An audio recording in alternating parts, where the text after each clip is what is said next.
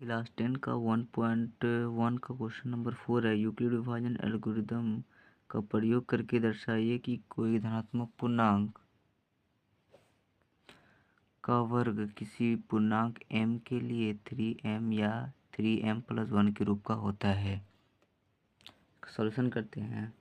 माना कोई धनात्मक पूर्णांक a है और b 3 है और हमें कुछ भी नहीं दिया हुआ है। देखिए कि a is equal to B Q plus R के रूप में है, जहाँ a हमको बताना है क्या होगा। a तो ऐसे ही है, कोई धनात्मक पूर्णांक का वर्ग, इससे हमें बताना है 3m और 3m+1 का को बताना है हमें।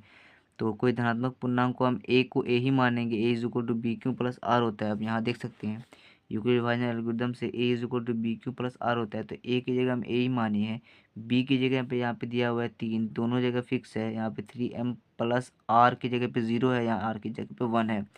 तो b यहाँ पे कांस्टेंट है, b 3 है, r फिक्स नहीं है, कहीं पे 0 है तो कहीं पे 1 है। इस वजह से r को हम निकाल लेंगे पहले। तो यूक्लिड विभाजन एल्गोरिदम से हम लिखेंगे a is equal to B Q plus are. A is equal to B की जगह पे 3 है, क्यों की जगह पे हमें नहीं पता, आर हमें नहीं पता है, तो इसे समीकरण 1 मान लेंगे। अब हम देखेंगे जहाँ जो आर होगा वो 0 से बड़ा या बराबर होगा और बी से छोटा होगा। तो आर हम क्या क्या ले सकते हैं, या तो हम 0 ले सकते हैं, या 1 ले सकते हैं, या 2 ले सकते हैं, क्योंकि 3 यहाँ पर बी के जगह पे, बी क्या है वो 3 है, तो बी से छोटा होगा आर, तो 2 ही हो सकता है, 0 1 और 2 हो सकता है। तो हम लिखेंगे आर का मान समीकरण 1 में रखने पर, तो समीकरण 1 क्या है, a is equal to 3q plus are, A is equal to B Q plus are, A is equal to 3q plus r की जगह पे हम लिखेंगे 0।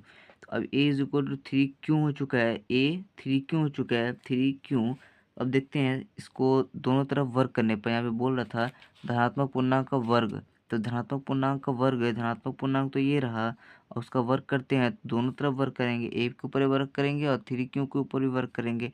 तो ए के ऊपर वर्ग और 3q के ऊपर वर्ग किया, तो ए का स्क्वायर हो जाएगा हमारा ए स्क्वायर, 3 का स्क्वायर हो जाएगा 9, क्यू का स्क्वायर क्यू स्क्वायर। अब इसमें कॉमन निकालते हैं क्योंकि हमें 3 का काम है, तो 9 को में 3 को हम कॉमन ले लेते हैं, तो बचा हमारे पास 3, 3 तिया 9, तो 9 में से 3 को हम कॉमन लिए, 9 3 बचा, क्यू स्क्वायर वैसे रह गया। तो इन 3 को हम वैसे लिख दिए और इस पूरे नंबर को हम m मान लिए, तो माना 3q square is equal to m।